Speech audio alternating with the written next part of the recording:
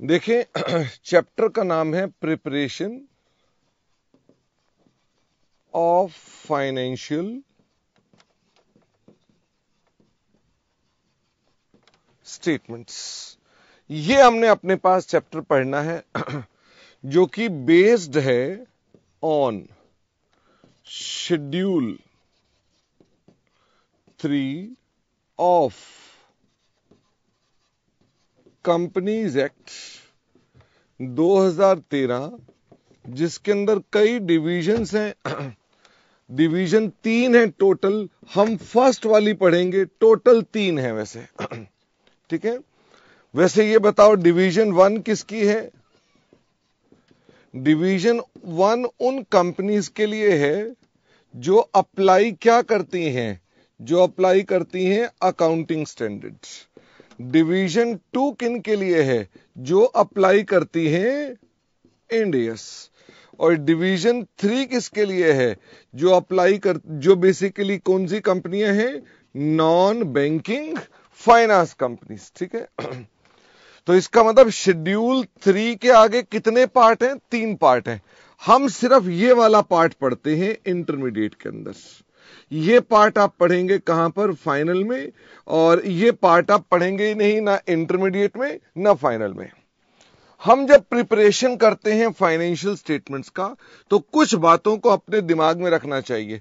ये financial statements को बनाने के लिए एक फ्रेमवर्क है, framework of preparation and presentation of financial statements. ये फ्रेमवर्क हमें क्या कहता है? वो कहता है जी हम कुछ यूजर्स के लिए ही काम कर रहे हैं। तो मुझे ये बताओ, आपके बैकग्राउंड मन में क्या चलना चाहिए कि फाइनेंशियल स्टेटमेंट किन के लिए बन रहे हैं? ठीक है, जैसे होता है ना, जैसे पॉलिटिशियंस होते हैं, तो पॉलिटिशियन का कोई भी फैसला होता है तो उनके दिमाग में होता है ना कि मैं इनके लिए करना चाहता हूं, इस कम्युनिटी के लिए, इस जाति के लिए, इन लोगों को फायदा पहुंचाऊंगा ताकि अगली बार वोट मिल जाए। वैसे ही बताओ आपके मन में क्या है कि ये किन यूजर्स के लिए है? तो हम उन यूजर्स की बात करते हैं। तो एक यूजर्स है इन्वेस्टर्स, जो कि कौन से इन्वेस्टर हैं? शेयर होल्डर, जो पैसा लगाते हैं हमारी कंपनी में। इसके अलावा लेंडर्स भी तो पैसा लगाते हैं, इसके अलावा एम्प्लॉइज भी तो पैसा लगाते हैं। इसके अलावा जो हमारी कंपनी से लेन देन करते हैं वो कौन है? हमारे कस्टमर्स, हमारे सप्लायर्स। और मुझे ये बताइए, इन सबका फायदा, इस संस्था का सबका फायदा किस में होगा? भाई पब्लिक को फायदा होगा, गवर्नमेंट को फायदा होगा। तो ये 7 लोग हो गए हमारे पास, आपको लर्न करने की आवश्यकता ही नहीं है। मुझे ये बताओ, आपके फाइनेंशियल स्टेटमेंट्स में क्या क्या क्वालिटेटिव कैरेक्टरिस्टिक्स होने चाहिए, क्या क्या गुण होने चाहिए आपके फाइनेंशियल स्टेटमेंट्स में, जो आपके लॉ की, जो आपके फ्रेमवर्क की रिक्वायरमेंट है? क्या क्या होने चाहिए? They should be more understandable.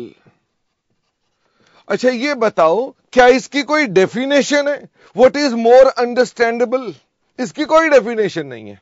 इसका मतलब क्या ये हमारा इंस्पिरेशन का कारण है? जब भी कोई अमेंडमेंट आती है तो क्या यही कारण होता है उसका कि why the formats are being changed? Because now they are more understandable. Okay, तो ये बेसिक पॉइंट है। अच्छा, क्या हमारे फाइनेंशियल स्टेटमेंट्स में इररेलेवेंट बातें होनी चाहिए या रेलेवेंट बातें होनी चाहिए? हमारे फाइनेंशियल स्टेटमेंट्स में रेलेवेंट बातें नहीं, फालतू बात नहीं, क्या बोलते हैं उसको, काम की बात, नो बकवास। ओके, वो वाला पॉइंट हो गया कि हमारे फाइनेंशियल स्टेटमेंट्स में ऐसा होना चाहिए। भाई रेलेवेंट के अलावा क्या वो रिलायबल भी होने चाहिए? हाँ, वहां सीधी बात, नो बकवास। ओके, बिल्कुल ठीक कहा आपने, सीधी बात नो बकवास, ये हो गया रेलेवेंट। लेकिन सीधी बात भरोसेमंद की होनी चाहिए, ऐसा ना हो झूठ मूठ हो। अच्छा मुझे ये बताइए, रिलायबल बनाने के लिए हमें क्या करना चाहिए? हमारे फाइनेंशियल स्टेटमेंट्स रिलायबल हो, इसके लिए हमें क्या करना चाहिए? क्या ये कंप्लीट होने चाहिए? क्या ये कंप्लीट होने चाहिए? हां, संपूर्ण होने चाहिए, अधूरे नहीं होने चाहिए। तो भरोसा, अगर अधूरे हैं तो बेकार है। मुझे बताओ, आपकी किताब में एक चैप्टर ना हमारे प्रिंटर से प्रिंट होना रह गया, आपका पूरी किताब से विश्वास उठ जाता है, बोलो हां। आपको लगता है अरे यार पता नहीं क्या है, ये कोई और किताब लाओ यार, ये तो भाई एक चैप्टर नहीं है ना। लेकिन हमारा अच्छा, जिस आदमी के 32 दांत में से एक दांत टूट जाता है, उसे 31 की चिंता होती है कि 32वें की चिंता होती है। 32 दांत, अपना बचपन याद करो, तुम जब छोटे थे तो तुम्हारे भी दांत टूट जाते थे तो तुम चिंता किसकी करते थे? जो नहीं होता था, जीभ बार बार कहां जाती थी, बार बार देखते थे, या नहीं है ओके, जो है वो नहीं देखते थे, जो नहीं है उसको देखते थे। क्योंकि कंप्लीटनेस से क्या बन जाता है? कंप्लीटनेस से रिलायबिलिटी आती है। आपको लगता है अब रिलायबल है, अब कोई दिक्कत नहीं, अब दांत सारे हैं तो रिलायबल है। अच्छा, मुझे ये बताओ, क्या आपके financial statements true and fair होने चाहिए? क्या आपके फाइनेंशियल स्टेटमेंट सच्चे होने चाहिए, ट्रू एंड फेयर होने चाहिए? क्या वो सब्सटेंस को फॉलो करें कि लॉ को फॉलो करें? फटाफट से बताओ, वो सब्सटेंस को फॉलो करें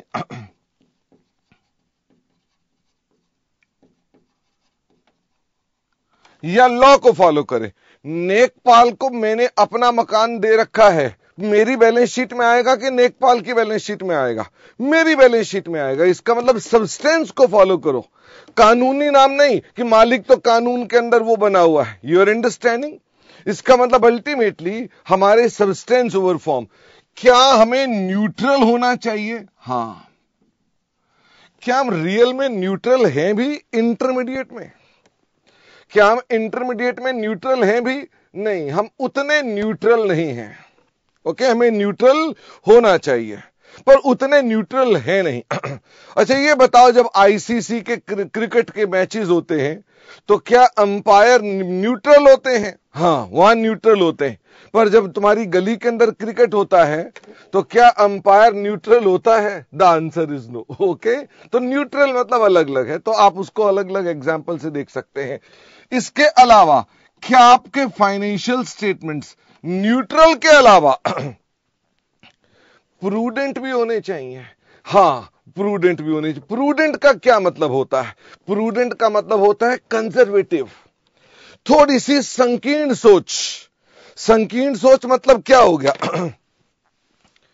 मेरे साथ अच्छा होगा मेरे साथ बुरा होगा, मेरे साथ अच्छा होगा, मेरे साथ बुरा होगा, मेरे साथ अच्छा होगा, मेरे साथ बुरा होगा। तो मैं अल्टीमेटली क्या सोचता हूं?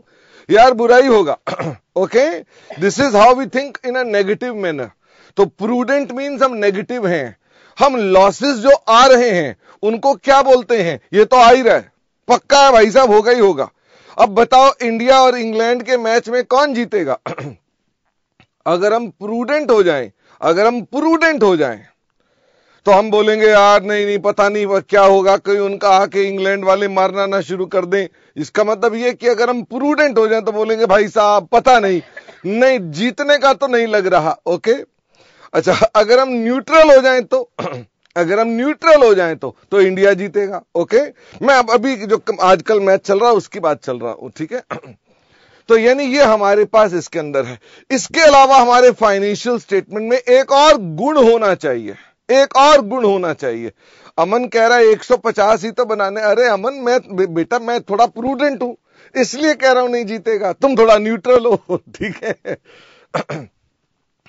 तो मुझे ये बताओ, क्या ये कंपेरेबल भी होने चाहिए? फटाफट से बताओ क्या ये कंपेरेबल भी होने चाहिए? The answer is yes.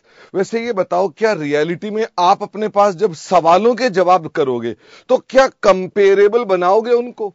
आपको दूसरे साल का डाटा ही नहीं होगा तो आप कंपेरेबल क्यों बनाओगे?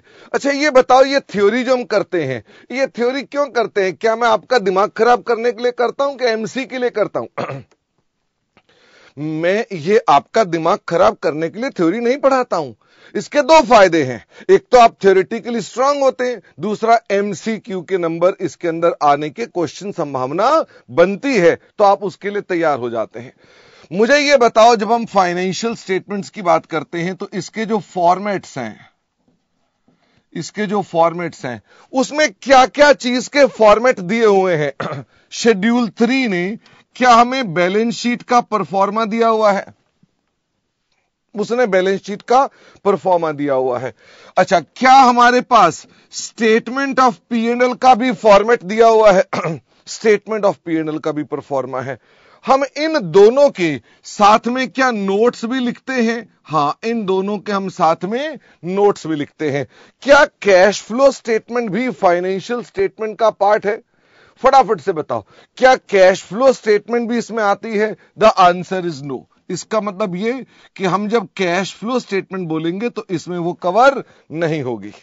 तो आप इस चैप्टर में जो पढ़ने वाले हैं, क्या पढ़ने वाले हैं? बैलेंस शीट और प्रॉफिट एंड लॉस अकाउंट। अब मुझे ये बताइए, अच्छा बच्चे ने कहा डिस्क्लोजर भी तो होंगे, वो कर दिए ना, बगल में ही लिख दिया मैंने कि नोट्स भी बनते हैं। ओके, अच्छा अब हम बात कर रहे हैं कि हम जब इसके अंदर बात करेंगे तो इसमें दो पार्ट हो गए। एक कौन सा पार्ट हो गया? स्टेटमेंट ऑफ P&L, और दूसरा पार्ट कौन सा हो गया? Balance sheet. ये तो हम लेटर ऑन पढ़ेंगे, अभी हमने बैलेंस शीट स्टार्ट नहीं की है। शुभम कह रहा है किसी कंपनी के क्या फाइनेंशियल स्टेटमेंट भी देखेंगे? हां, बट शुभम पहले हम समझ लेना, अभी तो मेरा टॉपिक स्टार्ट हुआ है, पहले अच्छे से कर ले, हमें आइडिया लग जाए ऐसा होता है, फिर दिखाएंगे आपको। ओके अच्छा, अब आइए मेरे साथ साथ आयुष शिवा कह रहे हैं क्या सेक्शन 8 कंपनी पर भी AS लगते हैं? यस, वो अगर बड़ी है, आपको हमने बता रखा है, तो इंड AS में आ जाएंगे, वरना AS में आ जाएंगे। ठीक है। हर्ष कह रहे हैं क्वेश्चन में सेल्स गुड्स दिया है, ग्रांट डोनेशन दिया है, तो हमें रेवेन्यू फ्रॉम ऑपरेशन ग्रांट को भी लेंगे। द आंसर इज यस हर्ष। अब मुझे ये बताओ, statement of profit and loss account की अगर हम बात करें तो हमारे प्रॉफिट एंड लॉस की शक्ल कैसी होती है? फटाफट से बताओ, हमारे प्रॉफिट एंड लॉस की शक्ल कैसी होती है? हमारे प्रॉफिट एंड लॉस की शक्ल ऐसी होती है। हम कंपैरेटिव का प्रीवियस ईयर फिगर नहीं बनाते हैं, इसलिए मैंने प्रीवियस ईयर फिगर को नहीं लिखा। सिर्फ क्या लिखा है मैंने? Current year. यहां क्या लिखे? नोट्स। यहां क्या लिखे? पर्टिकुलर्स। ऊपर क्या लिखा? SPL। किस पीरियड के लिए है, हमें वो पीरियड भी लिखना पड़ेगा, और किस कंपनी का है वो भी लिखना पड़ेगा, और रुपए का भी साइन बनाएंगे। ओके सबसे पहले हमारा जो P&L है, बताओ ये किस चीज को डील करता है? ये किस चीज को डील करता है? इनकम्स को। हमारे शेड्यूल 3 के हिसाब से कितनी इनकम्स आएंगी? Revenue from operations. अगर इसमें एक से अधिक आइटम हो तो नोट बनाएंगे, इकलौती आइटम हो तो नोट बनाने की आवश्यकता नहीं, आप हर बार भी बनाएंगे तो कोई दिक्कत नहीं है। इसके अलावा और इसमें क्या होता है? और इसमें होता है अदर इनकम। इन दोनों को जोड़ें तो क्या निकलाता है? इन दोनों को जोड़ें तो आपके पास टोटल इनकम निकल आती है। टोटल इनकम निकल आती है। एसी का रिमोट चाहिए? हाँ ये लीजिए। अच्छा, अब मुझे बताओ रेवेन्यू फ्रॉम ऑपरेशंस का मतलब क्या होता है? व्हेन आई से रेवेन्यू फ्रॉम ऑपरेशन, इसका क्या मतलब है? निरंजन कह रहा है कंजर्वेटिव और प्रूडेंस में क्या अंतर है? कंजर्वेटिज्म तुम्हारी स्कूल की मैडम कहती थी, हम उसे प्रूडेंट बोलते हैं, मॉडर्न नाम है। ओके अच्छा, तो रेवेन्यू फ्रॉम ऑपरेशन का मतलब है प्रिंसिपल रेवेन्यू जनरेटिंग एक्टिविटीज। क्या प्रिंसिपल का हिंदी में क्या बोलेंगे? प्रिंसिपल का मतलब हो गया मुख्य, मेन। रेवेन्यू जनरेटिंग मतलब धंधा, एक्टिविटीज मतलब काम। समझ में आ गई? जो मेन धंधा है वो रेवेन्यू फ्रॉम ऑपरेशन है। क्या इसके साथ एंड इंसिडेंटल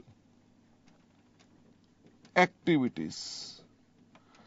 इंसिडेंटल का क्या मतलब है? जो धंधे के साथ जुड़ी हुई हैं। हां, एंसिलरी भी बोल सकते हैं अक्षरा, यानी जो धंधे के साथ जुड़ी हुई हैं।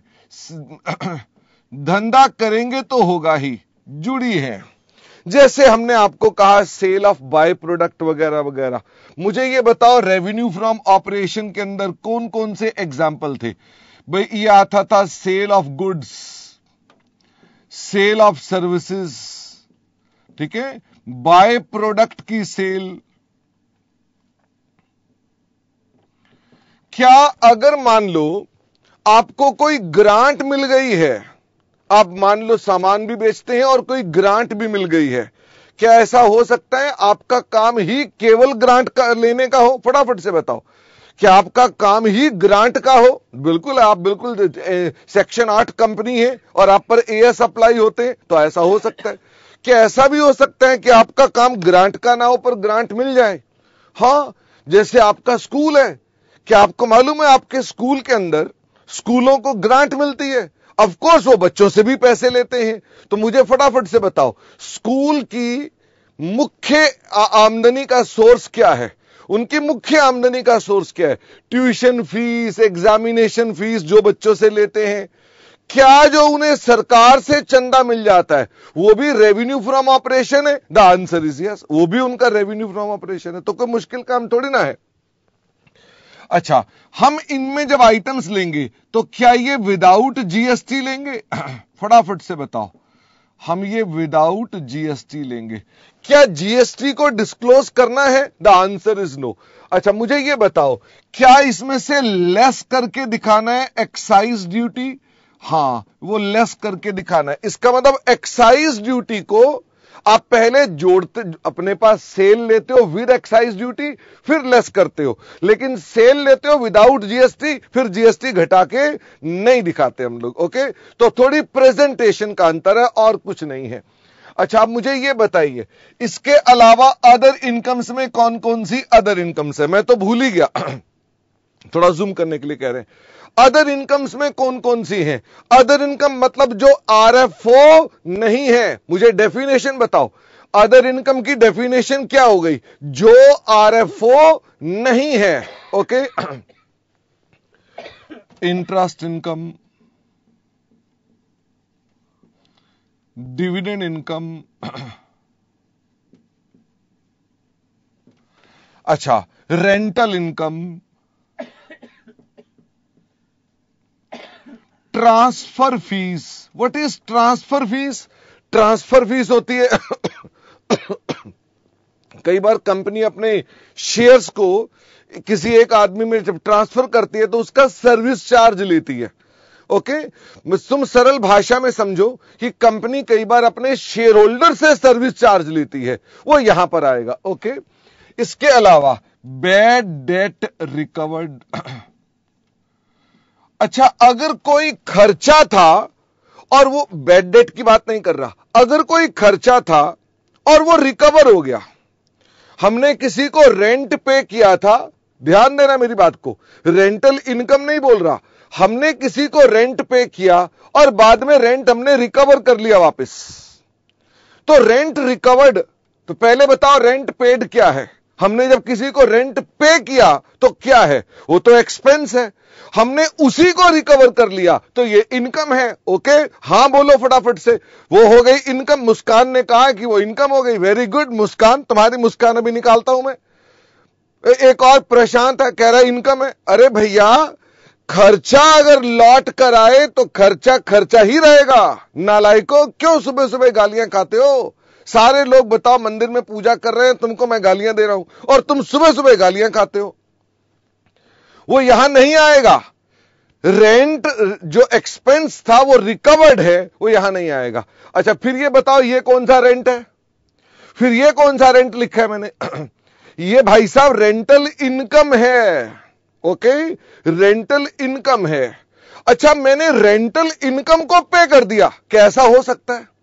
मैंने रेंटल इनकम को पे कर दिया, रिटर्न कर दिया, वो खर्चा है या नेगेटिव आएगा? फटाफट से बताओ। मैंने रेंटल इनकम को रिटर्न कर दिया। तो मैं फिर से कहना चाहता हूं मेरे बच्चे, आपको क्या देखना है? अगर उसका नेचर क्या है, अगर उसका नेचर है इनकम, अगर उसका नेचर है इनकम, आपने प्रॉपर्टी किराए पे दे रखी है तो रेंट की नेचर बताओ, इनकम है कि एक्सपेंस? फटाफट से बताओ। आपने प्रॉपर्टी किराए पे दे रखी है तो नेचर क्या है? इनकम। अगर ये मिली है तो कहां जाएगी? Other income. और अगर ये वापस कर दी है तो कहां जाएगी? तब भी other income. Oh my god, you are understanding? आप अपनी रिपोर्टिंग क्या प्लस माइनस के हिसाब से करते हो कि आप उसकी नेचर के हिसाब से करते हो? आप उसकी नेचर के हिसाब से करते हो कि वो नेचर क्या है इनकम की है। अब वो पॉजिटिव है तो भी यहां आएगी, नेगेटिव है तो भी यहां आएगी। हां, अमन कह रहा है हाँ सर हम इनकम रिटर्न करेंगे क्यों? अब अमन थोड़ा सा इमोशनल हो गए, कह रहा हम रिटर्न करेंगे क्यों? अरे हो गया ना रिटर्न, क्या करें? ठीक है, आप ऐसे नहीं कह सकते कि रिटर्न क्यों हो गया। हो गया, कोविड आया था, उसने कहा धंधा बंद कर रहा हूं, मैंने कहा भाई तू किराया वापस ले ले पर अभी खाली मत कर, दिक्कत हो जाएगी। अच्छा, एक बच्चा कह रहा है बेड डेट्स के बारे में बताइए। बेड डेट ना हम कोर्ट कचहरी से जाके रिकवरी लाते हैं। असल में बेड डेट अलग होते हैं और बेड डेट रिकवरी जो होती है वो एक अलग नेचर की आइटम है, उसकी नेचर अलग है इसलिए अलग ट्रीट किया जाता है। ओके, अच्छा, अगर नेचर है एक्सपेंस की और एक्सपेंस ही हो गया तो बताओ कहां जाएगा? अगर नेचर है एक्सपेंस की और एक्सपेंस ही हो गया तो कहां जाएगा? एक्सपेंस में। और अगर एक्सपेंस लौट आया रिफंड हो गया, अगर एक्सपेंस रिफंड हो गया तो मैंने कहा ना इधर देखना मना है, इधर ना देखें, नेचर देखें। क्या आपको मेरी बात समझ में आती है? रिफंड हो गया तो भी एक्सपेंस में ही जाएगा। ओके, तो आई होप आपको मेरी बात समझ में आ गई है कि पॉजिटिव नेगेटिव इंपॉर्टेंट है या नेचर इंपॉर्टेंट है? नेचर इंपॉर्टेंट है। सुपरटेक कंपनी ने एसपीएल की रेंट इनकम में अदर इनकम में आएगा जिसका कि मेन बिजनेस ही रेंट का है। अच्छा, जतिन कह रहे हैं अगर मान लो मेरा काम ही रेंट पे प्रॉपर्टी चढ़ाने का है, मेरा काम ही रेंट पे काम कम करने का है, मेरी धर्मशाला है, होटल है, इस तरह के काम है, मुझे फटाफट से बताओ मेरा ये आरएफओ है कि अदर इनकम है? फिर ये आरएफओ है। वैसे एक बात बताओ, आपके एग्जाम में क्या धर्मशालाएं और इस तरह की चीजें आएंगी? नहीं।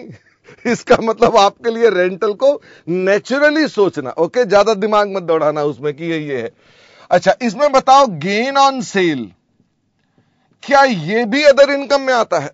गेन ऑन सेल भी क्या अदर इनकम में आता है? हां। अच्छा, लॉस ऑन सेल का क्या करेंगे?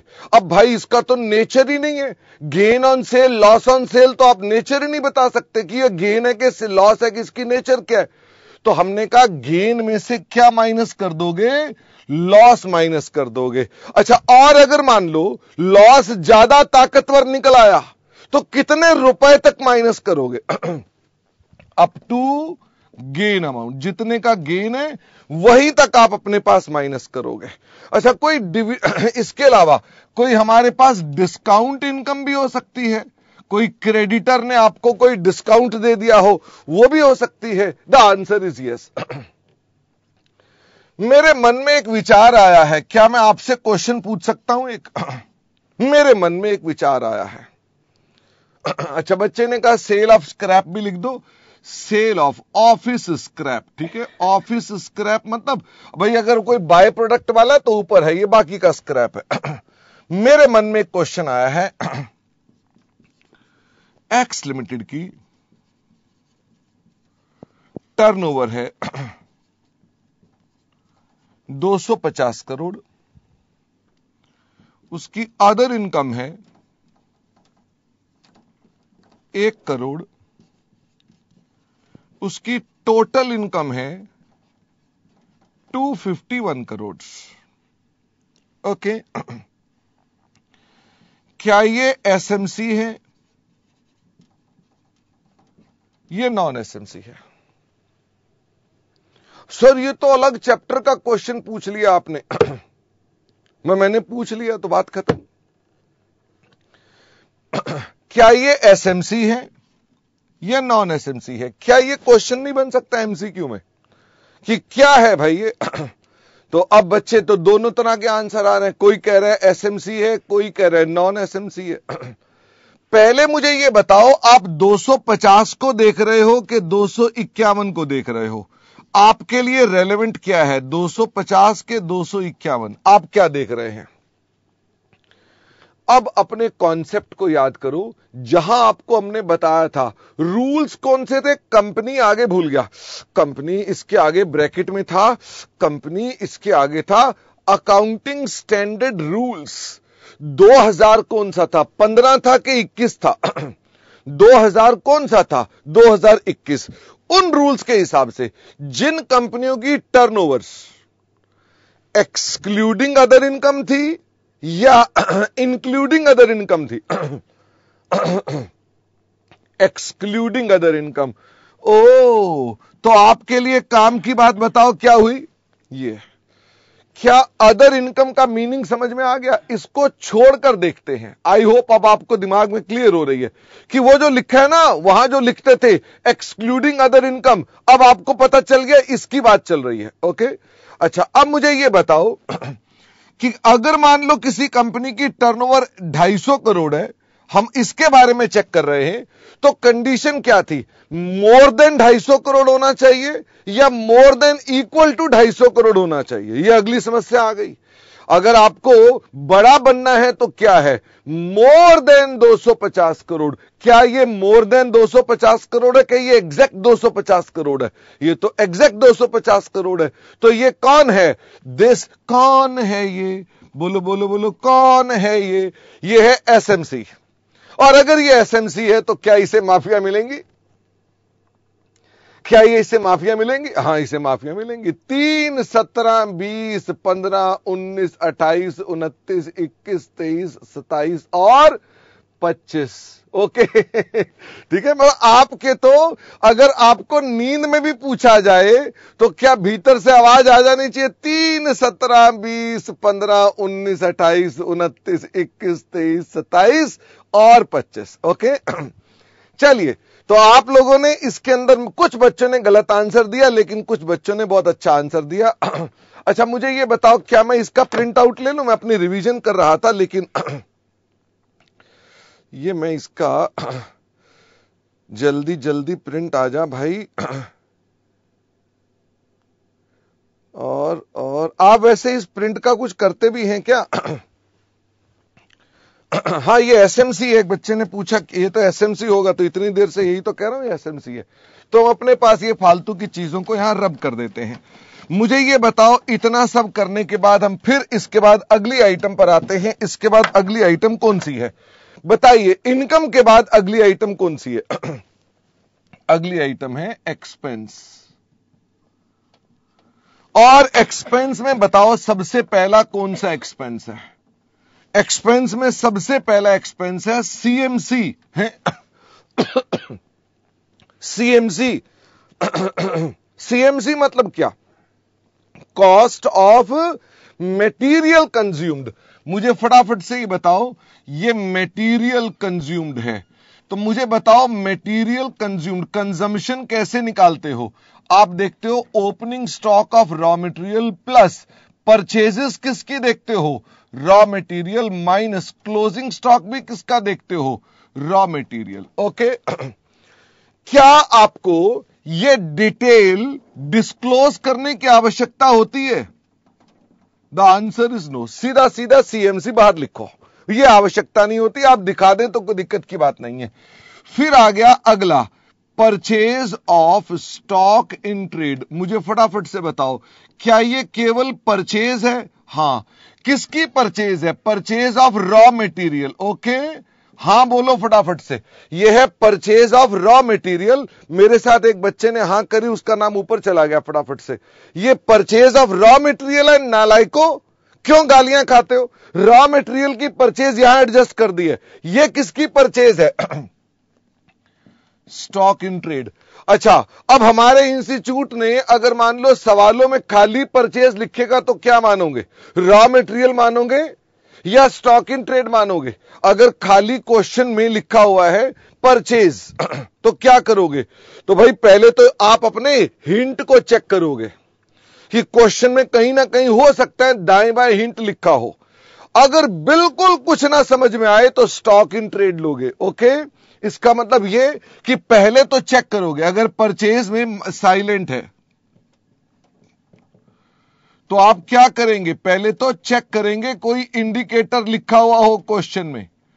नहीं तो आप क्या एज्यूम कर लोगे? नहीं तो आप स्टॉक इन ट्रेड एज्यूम कर लोगे। Okay, this is general assumption. Okay, हां, भाई क्वेश्चन में आपको इशारे दे सकता है, जैसे हम मैन्युफैक्चरिंग करते हैं, हमारे वेजेस के खर्चे हैं, मैन्युफैक्चरिंग खर्चे हैं, इस तरह से अपने पास आपको चीजें बताएंगी।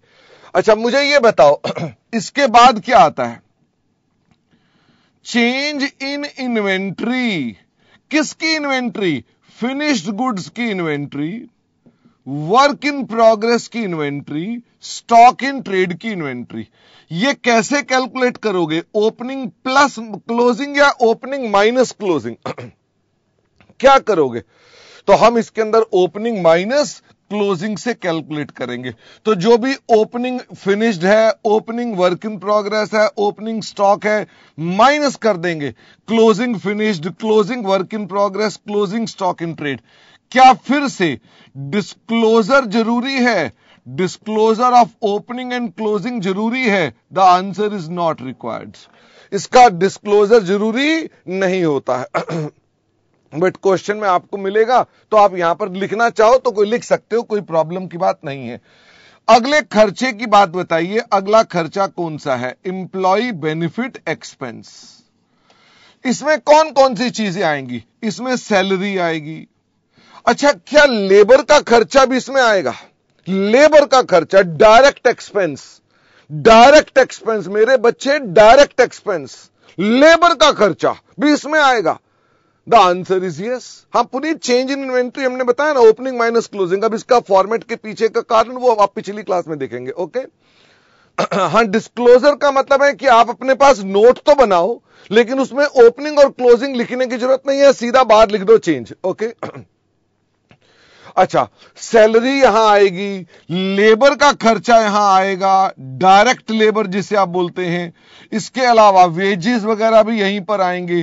क्या जो हमने कंट्रीब्यूशन कर दिया टू प्रोविडेंट फंड, जो हमने एम्प्लॉइज को प्रोविडेंट फंड का पैसा दिया, वो भी यहां पर आएगा। हां, हमने एम्प्लॉइज को पेंशन दी, वो भी यहां आएगा। हमने एम्प्लॉइज को ग्रेच्युटी पे की, वो भी यहां आएगा। हमने एम्प्लॉइज को स्टाफ वेलफेयर का पैसा दिया,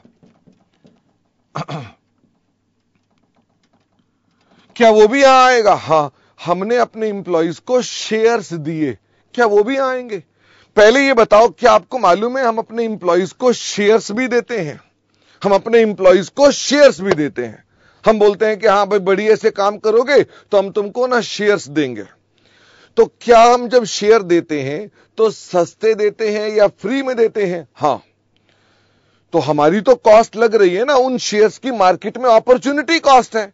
उन शेयर को बाजार में इश्यू करेंगे तो महंगे इश्यू हो रहे हैं, हम फ्री में दे रहे हैं, तो क्या हमारा खर्चा हो रहा है? The answer is yes. वो यहां पर आएगा, इसे बोलते हैं ईसॉप एक्सपेंस। वो यहां पर आएगा। दीपांशु, ग्रेच्युटी क्या होती है? रिटायरमेंट पर दिए जाने वाले पैसे हैं। तो मैंने एग्जाम्पल के अंदर बताया कि भाई प्रोविडेंट फंड का है, ये भी इंप्लॉइज का पैसा होता है। ग्रेच्युटी जो होती है, ग्रेच्युटी ना रिटायरमेंट पर देते हैं, बाकी ज्यादा आप टैक्स में पढ़ोगे, वो भी हमारे पास यहां पर आएगी। उनको पेंशन देते हैं, वो भी यहां पर आएगी। ओके। हाँ फैज बेटा, मेरा ना सैस बहुत तेज चलता है, तो खाली ये लिखने का फायदा नहीं होता कि सारा मेरा डाउट लीजिए। डाउट लिख देंगे तो देयर इज अ पॉसिबिलिटी मैं उसको गो थ्रू कर लूंगा, लेकिन मैं अगर वो फालतू फालतू बातों में मेरा टाइम भी वेस्ट होता है। हाँ Rahul, GST disclosure is not required और एक्साइज ड्यूटी इज रिक्वायर्ड। तो ये हमारे पास कौन से खर्चे हैं, यहां पर आएंगे। इसी में मैं आपके साथ एक और भी बात करी थी, directors are employees or not. Directors are employees or not. The answer is no, directors are not employees. कैसा हो सकता है कि आप कहीं और पर पढ़ें, टैक्स में, लॉ में, और वो डिफरेंट हो? हां, तो घबराने की बात नहीं है। ओके। अच्छा, अब मुझे ये बताइए, इसके बाद हमारे पास और कौन कौन सी आइटम है? और हमारे पास है फाइनेंस एक्सपेंस या फाइनेंस कॉस्ट। तो मुझे बताइए इसके अंदर कौन कौन से खर्चे हैं? इसमें इंटरेस्ट का खर्चा आ जाएगा, जो भी आप ब्याज दे रहे हैं, इंटरेस्ट एक्सपेंस। अच्छा, प्रोसेसिंग फीस, कई बार हम प्रोसेसिंग फीस पे करते हैं बैंक को।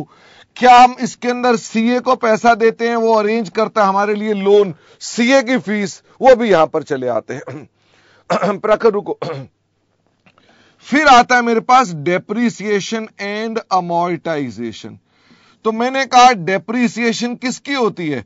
ये प्रॉपर्टी प्लांट एंड इक्विपमेंट की होती है, जिसे आप बचपन में क्या बोलते थे? Fixed assets. ठीक है, जैसे कि प्लांट, मशीनरी, फर्नीचर, व्हीकल्स, बहुत है इतना। ये इन सब की आती है। अमॉर्टाइजेशन किसकी होती है?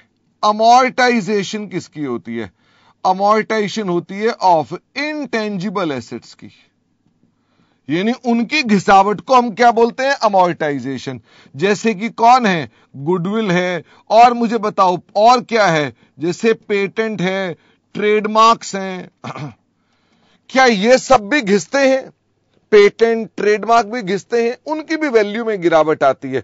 तो पेटेंट और ट्रेडमार्क्स की वैल्यू में गिरावट हम कहां एडजस्ट करते हैं? अमॉर्टाइजेशन में। बच्चे ने कहा सॉफ्टवेयर भी होते हैं, बिल्कुल ठीक कहा, सॉफ्टवेयर भी होते हैं, वेबसाइट्स भी होती हैं, बस बहुत है इतना। बच्चे ने कहा कॉपीराइट भी होते हैं। चलो अब ना पॉइंट क्या, हम उसके ऊपर ही थोड़ा ना पीएचडी करेंगे। मुझे बताओ इसके बाद और कौन सी आइटम है? इसके अलावा है अदर एक्सपेंसेस। तो अदर एक्सपेंस में एक बच्चा बार बार बोल रहा था डायरेक्टर के खर्चे कहां पर आएंगे, तो यहां पर आएंगे, डायरेक्टर की सैलरी यहां पर आएगी। ओके, अदर एक्सपेंस में। ठीक है प्रखर। अच्छा, एक बच्चे ने कहा बेड डेट कहां पर आएंगे? बेड डेट भी यहां पर आएंगे। अच्छा, इसके अलावा और खर्चे बताओ। रेंट का खर्चा, एडवर्टीजमेंट का खर्चा, कमीशन का खर्चा, एडमिनिस्ट्रेशन का खर्चा, सेलिंग एंड डिस्ट्रीब्यूशन का खर्चा। अच्छा, कैरिज हो अगर या फ्रेट हो अगर, ये डायरेक्ट खर्चे हैं, यहां आएंगे क्या? कैरिज का खर्चा यहां आएगा? द आंसर इज यस, यहीं पर आएंगे सारे के सारे, डायरेक्ट खर्चे भी यहां पर चले आएंगे।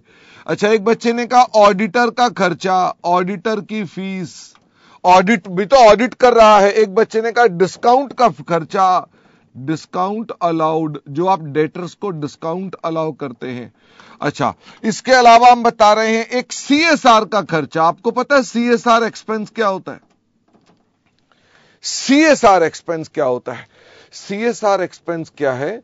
भारत सरकार ने कंपनियों के लिए, कुछ कंपनियों के लिए मैंडेटरी कर दिया कि तुम्हें सामाजिक मदद करने के लिए कुछ करना पड़ेगा। उसे बोलते हैं कॉर्पोरेट सोशल रिस्पॉन्सिबिलिटी। मतलब भारत सरकार खुद तो कुछ कर नहीं रही, वो हमें कह रही है कंपनियों को कि तुम्हें अब थोड़ा समाज का ख्याल रखना पड़ेगा। तो कंपनियां जब वो समाज का ख्याल रखने पे खर्चा करती हैं, तो वो खर्चे को क्या बोलते हैं? उसे सीएसआर एक्सपेंस बोलते हैं। और ये भी कहां जाता है? ये भी अदर एक्सपेंस में जाता है। ये भी हमारा इसी में है। सीएसआर की फुल फॉर्म है कॉर्पोरेट सोशल रिस्पॉन्सिबिलिटी, और इसका सेक्शन क्या है कंपनी लॉ में? सेक्शन 135। बाकी उसके अंदर आप पढ़ेंगे।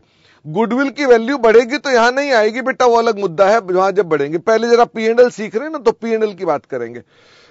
ईसॉप सच में दिखते हैं, बिल्कुल सच में होते हैं। बैंक चार्जेस भी यहां पर आएंगे। बच्चे ने कहा बैंक चार्जेस भी डालो। वैसे तो यहां बड़ी लंबी चौड़ी लिस्ट है, कभी खत्म ही ना होगी। क्या loss on sale of asset भी यहां पर आएगा? The answer is yes. अच्छा, मुझे यह बताइए, एक बच्चे ने पूछा बेड डेट रिकवर्ड कहां जाएंगे? वैसे तो लिखा ऊपर बेड डेट रिकवर्ड, फिर पूछ रहा बेड डेट रिकवर्ड कहां आएंगे? यहां थोड़ा ना आएंगे, ऊपर डाल दिया हमने। अच्छा, कुछ बच्चे स्वेट इक्विटी की बात कर रहे हैं। स्वेट इक्विटी मैंने लिखा नहीं है, वो भी ईसॉप्स के बगल में लिख सकते हो।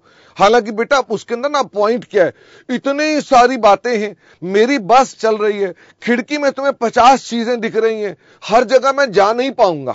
ओके, मैं अपना टॉपिक कंप्लीट करूंगा। सीए को जो लोन के लिए पैसे दे रहे हैं वो भी खर्चे में आएंगे। बेड डेट कहां पर आएंगे? लिखे ना बेड डेट, ये देखो सबसे आगे लिखे हैं। फिर बार बार पूछेंगे तो इग्नोर करूंगा मैं, फिर आप बोलेंगे आप हमें इग्नोर कर रहे हैं। डिविडेंड फाइनेंस कॉस्ट में नहीं आता। एक बच्चे ने लिखा है प्रीलिमिनरी एक्सपेंस। जब तुम छोटे बच्चे थे, बड़ी शरारत करते थे, तब तो तुमको मैडम इसे एसेट बोलती थी। क्या तुमने बचपन में प्रीलिमिनरी एक्सपेंसेस को एसेट बोलते थे? हो सकता है कुछ स्कूलों में ऐसा पढ़ाया हो कि भाई तुम्हारे को प्रीलिमिनरी एक्सपेंस को बोल दिया हो कि ये एसेट है। पता ये एसेट कब से नहीं है? जानना चाहते हैं ये एसेट कब से नहीं है? 2002 से एसेट नहीं है। तुम्हारा जन्म भी इसके आसपास ही हुआ होगा, बोलो हां। या तुम्हारा जन्म तो बच्चा कह रहा है 2004-2005 का जन्म है, तब से आपके जन्म से भी पहले से यह बता दिया गया ये एसेट नहीं है, पर अभी भी 12th क्लास में बताया जाता है ये एसेट है। तो preliminary expenses are your expenses, they are not assets. क्या दिमाग में रहेगा बात ये? नंबर 2, ये होते क्या है? जब कंपनी बनाई जाती है तो ये बनाने के खर्चे हैं, ये बनाने के खर्चे हैं। अच्छा, आपको जब टैक्स वाले सर या मैडम पढ़ाएंगे तो वो भी प्रीलिमिनरी एक्सपेंस की बात करेंगे। सेक्शन 35D वो आपको टैक्स में पढ़ाएंगे तो क्या बताएंगे? वो बोलेंगे ये एसेट होता है। वो अभी भी टैक्स वाले इसी दुनिया में जी रहे हैं कि ये एसेट होता है, और वो हमको अभी भी टैक्स में कितने साल में इसको राइट ऑफ कराएंगे? 5 साल में राइट ऑफ कराएंगे। इसका मतलब क्या टैक्स में अभी भी इसे एसेट का ही दर्जा दिया जा रहा है? The answer is yes. But ये ट्रू एंड फेयर की बात करो, ट्रू एंड फेयर की बात करो तो क्या ये एसेट है? The answer is no. एक बच्चा कह रहा है बैंक चार्जेस क्या फाइनेंस कॉस्ट में नहीं आएगा? The answer is no, bank charge यहां आएगा। लविश वेस्टिंग एसेट्स डेप्रिसिएशन होती है, खदानें होती हैं, और डेप्रिसिएशन में आएगा। कमीशन पेड टू एम्प्लॉइज, बेटा कमीशन पेड अगर आपने कर रखी है एम्प्लॉइज को तो सैलरी है, और अगर कमीशन पेड लिखा हुआ है तो यहां पर आएगी। ओके, मैं लिख देता हूं, कमीशन लिखी है, शायद मैंने कमीशन भी लिखी है। अच्छा, एक बच्चे ने कहा प्रोविजन बनाई। कोई भी प्रोविजन बनाओ, प्रोविजन क्रिएटेड या प्रोविजन कैंसल्ड। अच्छा, मुझे यह बताओ प्रोविजन जो है बाय नेचर खर्चा है कि इनकम है? By nature provision by nature खर्चा है या इनकम है?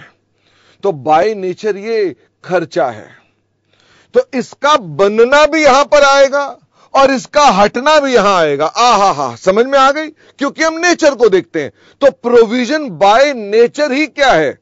वो एक्सपेंस है। तो चाहे नेगेटिव प्रोविजन हो चाहे पॉजिटिव हो, यहीं पर आएगा। दीपांशु, प्रीलिमिनरी एक्सपेंस पर ना पॉइंट पता क्या है? अगर हम इस पर बहस करते रहे, नहीं उसके पीछे ये कारण था, मैडम ये कहती थी, ऐसी की तैसी करा गई तुम्हारी मैडम। क्यों मुझसे सुबह सुबह मैडम को गालियां चलवा रहे हो? जो हम कह रहे हैं ये करना है। ओके, अपने अब पता क्या हो रहा है दीपांशु? ज्ञान तुम्हारे दरवाजे पर, दिमाग पर आके दस्तक दे रहा है कि मेरे को भीतर आने दो, पर तुमने दरवाजा बंद कर रखा है। तुमने कहा नहीं, मेरी मैडम ने कहा था एसेट है। ज्ञान लौट जाएगा, वो लौट जाएगा, और नंबर उससे नहीं मिलेंगे जो तुम्हारे भीतर है। अपने भीतर फ्लेक्सिबिलिटी लाओ, नई बातों को स्वीकार करने की भावना लाओ, सीखने की भावना लाओ। ओके, मैडम ने पढ़ाया था तो गलत नहीं पढ़ाया था, सीबीएसई बेवकूफ है।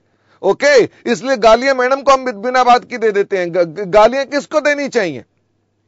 सीबीएसई को देनी चाहिए थी। बट एनीवे, अब हम अपनी बात करते हैं। मुझे ये बताओ, इतना टोटल कर दिया तो ये क्या निकल आया? ये आ गया टोटल एक्सपेंस। अच्छा, क्या इसकी लिस्ट खत्म हो गई है कि अभी और भी आ सकता है?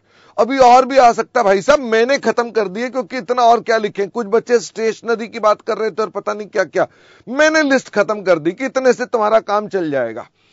अच्छा, मुझे बताओ इसके बाद क्या होता है? इसके बाद निकल कर आता है profit before exceptional and extraordinary item. ओ, ये कैसे निकलता है? हम ए में से बी माइनस कर दें, ए माइनस बी। ए क्या था? Total income. बी क्या था? Total expense. तो क्या निकल आएगा? Profit before exceptional and extraordinary item. फिर हम इसमें से माइनस करते हैं exceptional item and extraordinary item. हम इनको एडजस्ट करते हैं, तो फिर हमारे पास क्या निकल कर आता है? फिर निकल कर आता है प्रॉफिट बिफोर टैक्स। अब बारी आती है एक्सेप्शनल आइटम्स क्या है और एक्स्ट्राऑर्डिनरी आइटम्स क्या है। तो सुनिए, तुम्हें कुछ बातें बताएंगे, फिर से ज्ञान तुम्हारे दरवाजे पे कुंडी खटखटाएगा, दरवाजा खोल देना, ठीक है? ये मत कहना अरे मैडम ने ये कहा, टीचर ने इंटर में ये कहा, ठीक है? तो मैं आपको पूरी ज्ञान की बात बताऊंगा। एक्स्ट्रा ऑर्डिनरी आइटम का मतलब है विच इज नॉट ऑर्डिनरी। मतलब ये, हम अगर मान लो, मैं ये बता रहा हूं आपको, अर्थक्वेक से लॉस हो गया, अर्थक्वेक आया और लॉस हो गया, क्या इसके पीछे दोष हमारा बिजनेस करने का है?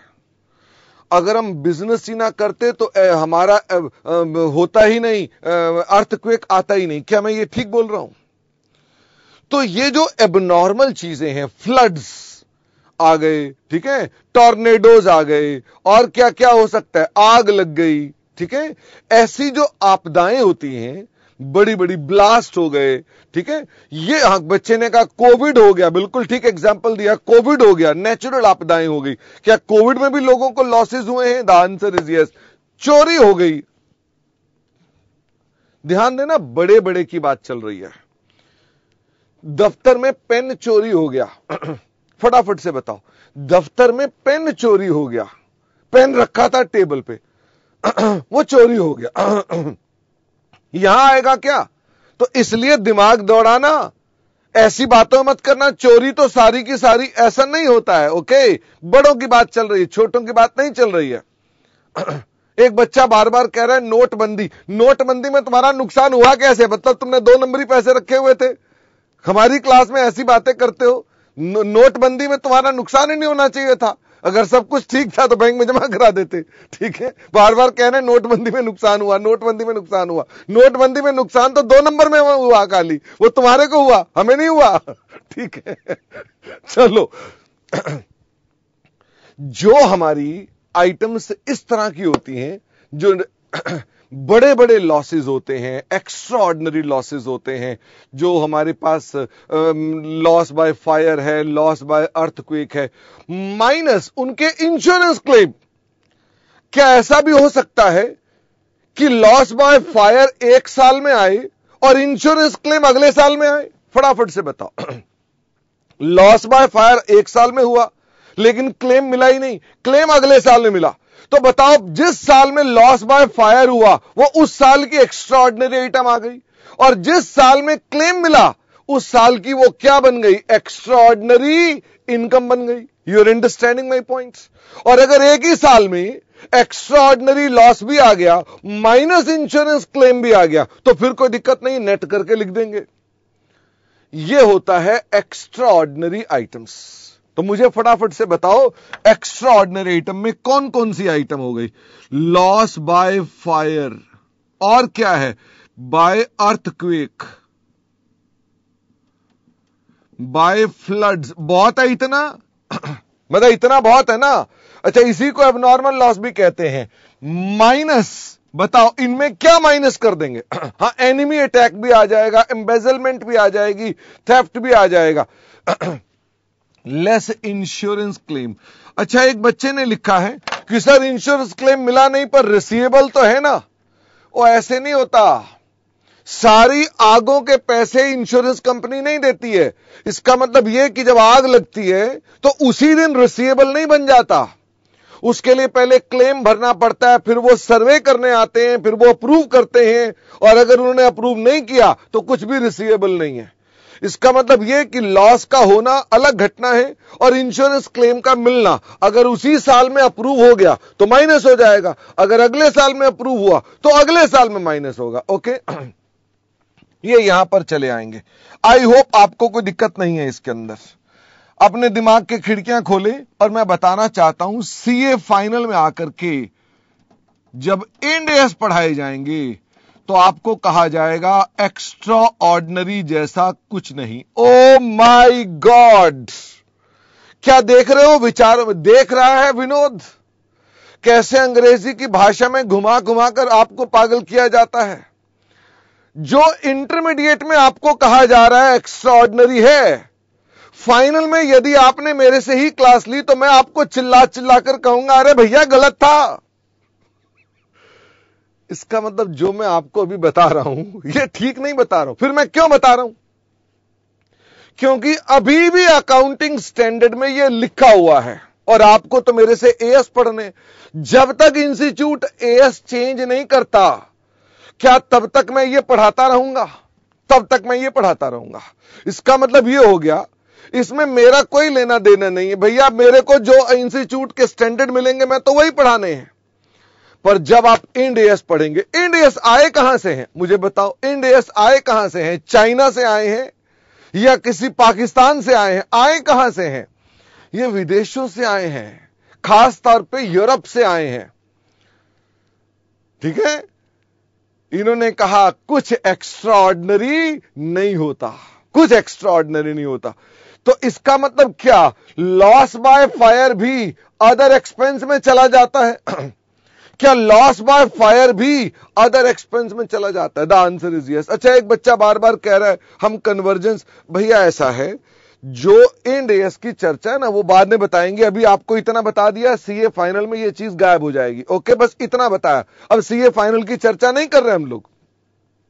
सैयद, अगर इंश्योरेंस क्लेम अगले साल आएगा तो अगले साल में लॉस तो होगा नहीं, लेस वाली आइटम आ जाएगी, इसका मतलब नेगेटिव आइटम आ जाएगी। ओके। बच्चे ने कहा प्रैक्टिकली क्या होगा? तो बड़ी सिंपल बात है, अगर एक कंपनी एएस लगा रही है तो क्या वो अलग से दिखाएगी? फटाफट से बताओ। एक कंपनी एएस लगा रही है तो अलग से दिखाएगी। और अगर मैं रिलायंस की बात करूं तो क्या रिलायंस इसे अलग से दिखाएगी? रिलायंस पे इंड एएस लगते हैं, क्या रिलायंस अलग से दिखाएगी? The answer is no. इसका मतलब यू हैव टू अंडरस्टैंड कि ये अभी आपके लिए है। इसी को तो बोल रहा हूं, अपने दिमाग की खिड़कियां खोल लें कि अभी आपको ये पढ़ना पड़ेगा। क्यों पढ़ रहे हो? क्यों पढ़ रहे हो? क्योंकि आपके पास एएस में लिखा हुआ है और एएस तुम्हारे कोर्स का पार्ट है। ओके, तो आप इसलिए कर रहे हो। अब बारी आती है एक्सेप्शनल आइटम की, कि साहब ये एक्सेप्शनल आइटम क्या होती है? सारे के सारे एएस पर डालो, सारे के सारे एएस पर डालो। एक्सेप्शनल आइटम कहीं पर भी नहीं है। ऑल एएस पर डालो, कहीं पर भी एक्सेप्शनल आइटम नहीं है। ओ माय गॉड, सारे के सारे इंड एएस पर डालो, कहीं पर भी एक्सेप्शनल आइटम नहीं है। ओ माय गॉड, एएस छोड़ो, सीए फाइनल में भी कहीं नहीं है ही नहीं है। सर फिर ये आया कहां? पर शेड्यूल 3 के कंपनीज एक्ट में इसे उन्होंने फॉर्मेट में छाप दिया। क्या प्रॉब्लम हो गई कि नहीं हो गई? भाई, जब किसी एएस में नहीं समझाया हुआ ये क्या होते हैं, किसी इंड एएस में नहीं समझाया हुआ क्या होते हैं, इन्होंने फॉर्मेट में छाप दिया। कारण क्या था? अमेरिका में एक्सेप्शनल आइटम होती है। ओ माय गॉड, तो मुझे बताओ एक्सेप्शनल आइटम के बारे में कहां पर बताया गया है? यूएस गैप में बताया गया है, वहां एक्सेप्शनल आइटम के बारे में बताया गया है। तो आपको समझ में आ गई? शेड्यूल 3 जब इन लोगों ने कॉपी किया, तुम्हें लगता है ये बड़े समझदार लोग हैं, सब कॉपी पेस्ट हो रहा है। तो जो कॉपी कर रहा था उसे एएस और इंड एएस तो पता नहीं थे। उसने देखा, अब हम लोग बड़े इन्फ्लुएंस्ड रहते हैं। बताओ किससे इन्फ्लुएंस्ड रहते हैं? यूरोप से तो रहते ही रहते हैं, अमेरिका से भी। अमेरिका हमारा चाचा है। ओके, तो हम उनसे बड़े प्रभावित रहते हैं। तो हम बोलते हैं चाचा जी बताओ जरा तुम्हारे यहां पर क्या है? देखा उनके यहां पर चाचा जी ने एक्सेप्शनल आइटम डाल रखी है पीएनएल में। हमने कहा कमाल है यार, हमारे यहां इंडिया में कोई एक्सेप्शनल आइटम बता ही नहीं रहा। समझदार तो अमेरिका निकला, हमारे एएस ने इसे भी यहां पर डाल दिया। क्या ये प्रॉब्लम हो गई कि नहीं हो गई? अब प्रॉब्लम हो गई। अच्छा, ये प्रॉब्लम मेरी हुई होगी या सारी कंपनियों को हुई होगी? Even institute of chartered accountant को हुई होगी कि भैया ये कहां से आ गया? मेरे को थोड़ा ना प्रॉब्लम होगी, मैं तो बच्चों को पढ़ाना है, मेरा कौन सा ज्यादा पाला पड़ता है? पाला तो पड़ रहा है चार्टर्ड अकाउंटेंट का, जो कंपनियों की बना रहे हैं बैलेंस शीट। वो कह रहे हैं भाई साहब क्या है इंस्टीट्यूट ने फिर एक गाइडेंस निकाली और कहा भाई साहब ये एक्सेप्शनल आइटम हमारे देश में कुछ नहीं होती है, पर फिर भी डाल दी गई है। तो जबरदस्ती एक पैराग्राफ को, जो कि अकाउंटिंग स्टैंडर्ड 5 में एक जगह पर लिखा है, मैं बताता हूं अकाउंटिंग स्टैंडर्ड 5 में आपकी जनरल नॉलेज के लिए बता रहा हूं। अकाउंटिंग स्टैंडर्ड 5 में एक जगह लिखा हुआ है कि ये आइटम्स जो हैं, इन आइटम्स को अलग से सेपरेट डिस्क्लोज करो। कहां लिखा हुआ है? AS 5 में। ये नहीं कहा ये एक्सेप्शनल है। क्या ये लिखा हुआ है ये एक्सेप्शनल आइटम्स हैं? ये नहीं लिखा हुआ। AS 5 में लिखा हुआ है कि कुछ आइटम्स को सेपरेट डिस्क्लोज करो। जैसे रेट्रो लॉ एप्लीकेशन। मैं अभी और भी चीजें हैं, मैं पहले रेट्रो लॉ एप्लीकेशन की बात कर लूं। What is retro law application? Retro law असल में क्या है? क्या भारत सरकार कोई कानून ला सकती है? जैसे मैं आपके लिए कानून लाता हूं, मैंने कहा भारत सरकार ने एक कानून पास कर दिया, जिन्होंने भी पिछले साल रेड लाइट क्रॉस की थी उन सबका चालान होगा। ध्यान देना, इनसे सरकार के पास रिकॉर्ड है, उनके पास सारे कैमरे लगे हुए हैं। तुमने जितनी भी लाल बत्तियां पार की थी, सरकार के पास सारा रिकॉर्ड है। सरकार कानून ले आई, कह रही है जिन्होंने भी पिछले साल से लाल बत्ती पार की है उन सबको चालान भेजे जाएंगे। रोहित कह रहा है ऐसे भी होता है क्या? थोड़ी तकलीफ हो रही है कि नहीं हो रही है? जो तुमने अभी आगे से होना चाहिए ना। हम बैकडेट से कहना शुरू कर दें। ओ माय गॉड, एक कंपनी के पीछे सरकार पड़ गई। उन्होंने क्या किया? उन्होंने कुछ शेयर बेचे थे, ठीक है। अब वो ट्रांजैक्शन हुई, जो कुछ भी हुआ। कंपनी का नाम है वोडाफोन। नाम सुना है वोडाफोन?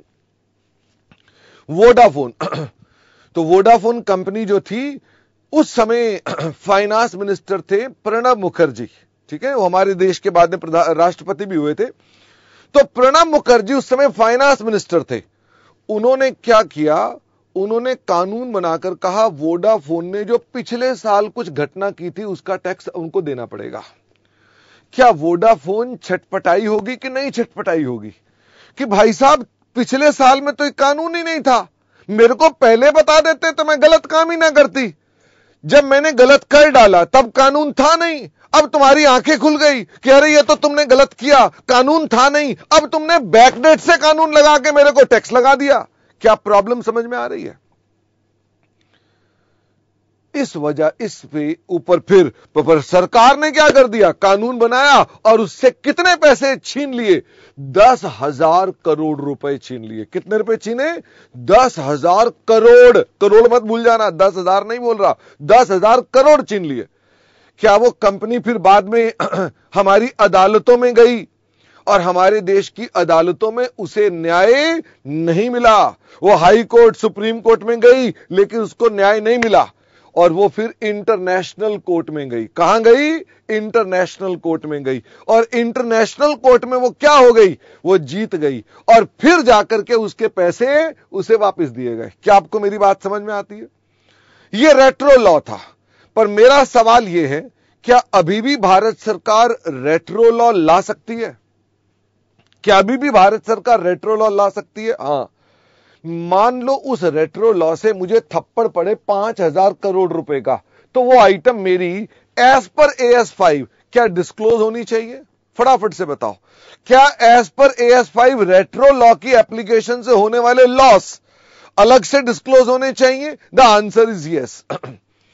ये AS 5 कहता है इन्हें अलग से डिस्क्लोज करो। ऐसे ही इसमें और भी आइटम्स हैं, तो हमारे ICAI ने एक बात कही, कहता है ये जो एक्सेप्शनल आइटम है ना, जो शेड्यूल 3 में है, ये इसके बात कर रहा होगा। क्या आपको समझ में आ गई बात?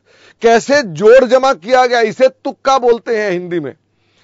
इसका मतलब क्या हमने तुक्का लगाया कि शेड्यूल 3 में जो वर्ड एक्सेप्शनल है, चूंकि किसी एएस में डिफाइंड नहीं है, तो हमने कहा वो जो एएस 5 में लिखा है सेपरेट डिस्क्लोजर, जिसमें यह नहीं लिखा वो एक्सेप्शनल है, हमने कहा ये एक्सेप्शनल उसकी बात कर रहा होगा। क्या उसके बाद से इसका मसला निपटा? वरना ये सारे लोग क्या बोलते रहते, भाई साहब ये है क्या, एक्सेप्शनल है क्या? तो अल्टीमेटली आईसीआई ने क्या बोल दिया, भाई साहब वो जो लिस्ट दी हुई है एएस 5 में, उसे क्या मान लो कि वो एक्सेप्शनल आइटम है। वैसे आपकी जानकारी के लिए बता दूं, इंस्टीट्यूट की गाइडेंस मैंडेटरी नहीं होती। इंस्टीट्यूट की गाइडेंस, ध्यान दें वर्ड गाइडेंस है, क्या यह मैंडेटरी होती है? नो। मैंने अपने जीवन में किसी भी कंपनी को एक्सेप्शनल आइटम दिखाते हुए देखा ही नहीं। यानी कि प्रैक्टिकली कोई भी चार्टर्ड अकाउंटेंट एक्सेप्शनल आइटम दिखाता ही नहीं है। Your understanding? वो सिर्फ एक्स्ट्रा ऑर्डिनरी दिखाते हैं, कहते हैं एक्सेप्शनल है ही नहीं हमारे यहां पर कुछ। This is the reality, okay. But for the academic purposes मैं आपसे पूछूं what do you mean by exceptional item, तो देयर इज नो मीनिंग। बताओ why there is no meaning, फटाफट से बताओ why there is no meaning. Because your standards do not define them. There is no exceptional items, but still there is one ICAI recommendation in a form of guidance, guidance note बोलते हैं, where they explain it that the disclosure list given by accounting standard 5 can be treated, ध्यान दें, can be treated as exceptional item. Okay, this is what the theoretical part is. तो मैंने try किया कि आपको actual position बता सकूं कि भाई ये इसका झगड़ा क्या है, वो झगड़ा भी आइडिया लग गया, और कंपनियां क्यों फॉलो नहीं करती। क्या आपके एग्जाम में ये आइटम कभी आएगी? द आंसर इज नो, हमारे एग्जाम में नहीं आएगी। मैं उस लिस्ट के अंदर से 2-3 आइटम यहां लिख देता हूं जो आपकी नॉलेज के लिए है सिर्फ। जैसे loss by retro law application, जैसे वोडाफोन को हुआ, जैसे लिटिगेशन सेटलमेंट एक्सपेंस। अच्छा ये बताओ, अभी कुछ दिन पहले आपने ट्विटर पे देखा होगा, वैसे जगह जगह दिखता है, एयर इंडिया के खाने में जो फ्लाइट में ऊपर खाना दे रहे थे, उसके खाने में नट बोल्ट निकला। ओ माय गॉड, क्या निकला? नट बोल्ट निकला। अच्छा ये बताओ, तुम्हारे खाने में भी कभी कुछ निकला है क्या? जैसे तुम्हारे खाने में भी तुमने मैकडॉनल्ड से कोई चीज मंगाई, उसमें भी कुछ निकला है, कंकड़ निकला है, कोई पेच निकला है, कोई नट बोल्ट निकला है, ठीक है। एक बार तो मैंने देखा था कि खाने में छिपकली थी, ओके, मैंने नहीं देखा, ट्विटर पे ही देखा था, ओके। अगर आपको अभी कुछ दिन पहले कैडबरीज के चॉकलेट के अंदर भी कुछ ऐसा निकला था, कुछ दिन पहले कैडबरीज की चॉकलेट थी या पता नहीं किसी और की थी, उसमें भी ऐसा निकला था। हाँ अब आया था ना, ट्विटर पे आया था कुछ, डेयरी मिल्क थी, ओके, डेयरी मिल्क थी, ओके, तो उसके अंदर भी कुछ निकला था। अच्छा ये बताओ, जब वो कीड़ा निकल आता है तो तुम्हें खुशी होती है कि घिन आती है? तुम्हें क्या होती है? अगर सारे बच्चे कह रहे हैं घिन आती है, तुम्हें खुशी होनी चाहिए, क्योंकि अब तुम उस कंपनी को, अगर अच्छी कंपनी है तो तुम्हें क्या बोलना है उसको कि मैं इसको ट्विटर पे डालूंगा, मैं इसे वायरल करूंगा। अच्छा तो फिर कंपनी क्या करेगी? कंपनी कहेगी अच्छा दे डाल दो, क्या दिक्कत है, कोर्ट में चले जाओ, कोई दिक्कत नहीं। या कंपनी तुम्हें क्या बोलेगी? बोलेगी रुको रुको रुको, नट बोल्ट निकला ना, कोई बात नहीं, बात अपने में खत्म करते हैं, ये पकड़ो पैसे, नट बोल्ट को भूल जाओ। फटाफट से बताओ अब तुम किस कैटेगरी में हो? ज्यादा झंझटे मत पड़ना, तुम चार्टेड अकाउंटेंट हो। अब तुम्हें यह बताओ, एक आदमी पैसा दे रहा है, कह रहा है भूल जाओ नट बोल्ट को, भूलोगे कि नहीं भूलोगे? फटाफट से तुम जब झट भूलोगे। अब आप में से कई बच्चे पता क्या सोच रहे हैं, मैं अगर खाने में जबरदस्ती नट बोल्ट डाल दूं तो ऐसा है कि नहीं है? आपने कहा यार ये तो बढ़िया पॉइंट है, खाने में जबरदस्ती नट बोल्ट, भाई साहब फंस जाओगे, पता चला कोई सीसीटीवी कैमरा लगा हुआ है, ऐसे काम मत करना, ओके। बट आपको बताना चाहता हूं कि अगर कंपनियां ऐसे पैसे देती हैं, इसको क्या बोलते हैं? अब एयर इंडिया ने आपके खाने में नट बोल्ट निकलाया, उसके पैसे दिए, तो फटाफट से बताओ, उसे बोलते हैं लिटिगेशन सेटलमेंट एक्सपेंस। इसे AS5 क्या बोलता है? अलग से दिखाने के लिए। क्या एक्सेप्शनल के रूप में दिखाने के लिए बोलता है, क्या अलग से दिखाने के लिए बोलता है? AS5 वो कहता है इसे अलग से दिखाओ। अब अलग से दिखाना है तो अदर एक्सपेंस में भी तो अलग से दिखा सकते हो। अगर मान लो अलग से ही दिखाना है तो यहां भी दिखा सकते हो, पर हमारे इंस्टीट्यूट ने बोला कि इसे क्या मान लो, इसे एक्सेप्शनल मान लो और अलग से दिखा दो। Got my points? इसे बोलते हैं exceptional items. Okay, loss on sale of asset भी एबनॉर्मल है, तो वो एक्स्ट्रा ऑर्डिनरी में क्यों नहीं है? अच्छा, कैफी बोल रहे हैं लॉस ऑन सेल भी तो एबनॉर्मल है। द आंसर इज नो, वो नॉर्मल है। धंधा करेंगे तो कैमरे पुराने होंगे, बोर्ड पुराने होंगे, इन्हें बेचा ही जाएगा। Nothing abnormal about it. Okay, अच्छा, एक्सेप्शनल चीज भी गैप से देख लेते। अच्छा, अन्य ने बोला कि सर हम अमेरिका से ही क्यों नहीं देख ली वो लिस्ट, एग्जैक्टली क्या थी? वो देख भी लेंगे तो अमेरिका अप्लाई नहीं हो सकता ना हमारे देश में, अप्लाई तो ASO ने है, उसमें लिस्ट नहीं है, इसलिए ऐसा जुगाड़ किया गया। ओके, एबनॉर्मल गेन्स भी इसी में आएंगे अगर कोई होंगे, जैसे ये एबनॉर्मल गेन हो गया। Okay, do we write exceptional separate और else with the extraordinary? Shriram, ये दो अलग अलग आइटम्स हैं, बट असल में क्या होता है, बिकॉज कंपनीज में एक्सेप्शनल होता नहीं है तो they combine it for the sake of simplicity. Technically they are both separate items. Okay, anyway, इसके बाद क्या आता है? इसके बाद आता है हमारे पास पीबीटी। इसके अंदर से क्या माइनस किया जाता है, फटाफट से बताओ? इसमें माइनस किया जाता है टैक्स एक्सपेंस। क्या माइनस किया जाता है? Tax expense. टैक्स एक्सपेंस, अब आपकी क्लासें टैक्स की चल रही हैं कि नहीं चल रही हैं? क्या आपकी टैक्स की क्लासें चल रही हैं? हां, जो टैक्स रोजाना सुबह शाम बैठकर आप कैलकुलेट करते हो ना, इनकम टैक्स की बात कर रहा हूं, जीएसटी नहीं, जो आप टैक्स रोजाना कैलकुलेट कर रहे हो ना, उस टैक्स को हम लोग नाम देंगे। टैक्स वाले नहीं, हम नाम देंगे। आज से हम उसे बोलेंगे करंट टैक्स। सारे बच्चे बोलो क्या बात है, क्या बात है। जो टैक्स तुम रोजाना कैलकुलेट कर रहे हो ना टैक्स की क्लासेस में, उसका नाम है करंट टैक्स। अपने टैक्स के टीचर से बोल दोगे ना कि सर आप हमें करंट टैक्स निकलवाना सिखा रहे हो, झटका खा जाएंगे, कहेंगे ये क्या करंट टैक्स, क्या मतलब हुआ? तो उन्हें बोलना कि तुम्हारे टैक्स को अकाउंट्स वाले करंट टैक्स बोलते हैं क्योंकि वो करंट मारता है। ओके, तो उन्हें बोलना ये करंट टैक्स है। एक और भी टैक्स होता है, तो यहां पर एक करंट टैक्स आएगा जो तुम्हारी टैक्स की क्लासेस में है, प्लस डेफर्ड टैक्स आएगा। यह भी इनकम टैक्स है, यह भी इनकम टैक्स है। मजे की बात है, दोनों ही इनकम टैक्स है। आपके इनकम टैक्स वाले सर जो पढ़ा रहे हैं वो ये वाला टैक्स पढ़ा रहे हैं, ये भी इनकम टैक्स है। अब सारे बच्चे मुझसे पूछो फिर ये कौन पढ़ाएगा? ये आपके टैक्स वाले सर नहीं पढ़ाएंगे। ये कौन पढ़ाएगा? ये हम पढ़ाएंगे। किस स्टैंडर्ड में? AS22 में।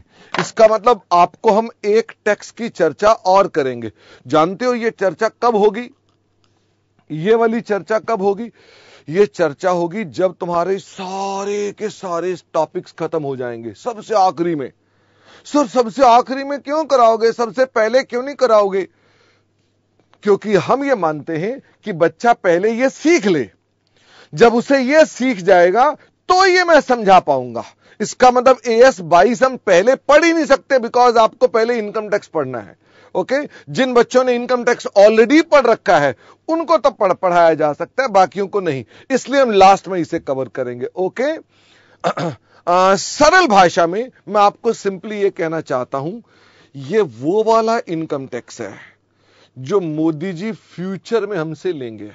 ओ माय गॉड, मोदी जी कब लेंगे? फ्यूचर में लेंगे।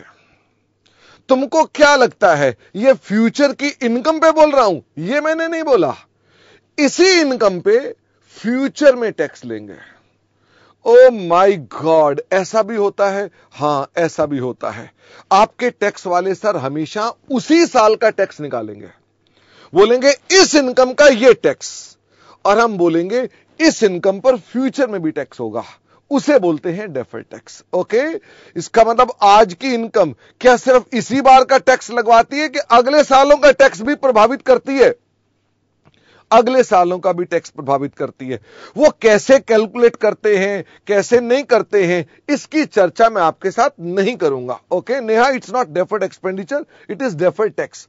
तो हम इसको यहां पर खाली इतना बोल रहे हैं। आपको एक बात और बताना चाहता हूं, जाओ, आपके सवालों में कभी भी नहीं पूछा जाएगा।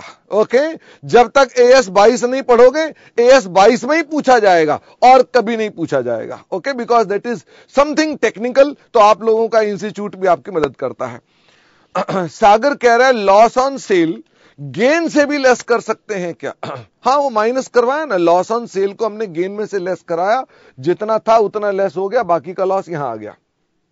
अच्छा, अब मैं आपसे कहना चाहता हूं, इसके बाद जो निकल कर आता है इसका नाम होता है profit after tax.